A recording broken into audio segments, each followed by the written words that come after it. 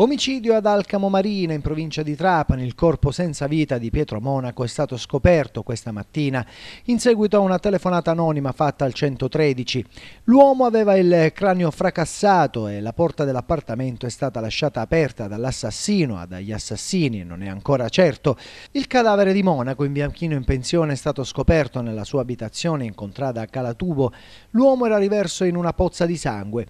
Gli inquirenti stanno cercando di ricostruire la dinamica dell'accaduto e stanno facendo i rilievi del caso per cercare di trovare tracce utili all'identificazione di chi ha commesso l'omicidio.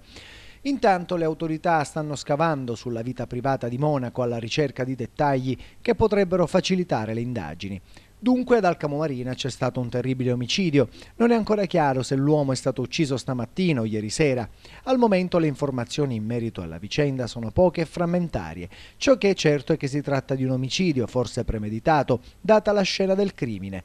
La porta dell'abitazione, come detto, aperta e il cranio dell'uomo fracassato. Gli agenti sembrano essere stati i primi a ritrovarlo. Probabilmente a dare l'allarme è stato qualche vicino di casa o, ancor più logico, qualcuno che non abitava lì ma che vi si era recato per altri motivi. Insomma, un mistero vero e proprio, ancora tutto da decifrare. Le prossime ore saranno fondamentali per inchiodare il colpevole e ricostruire la vicenda.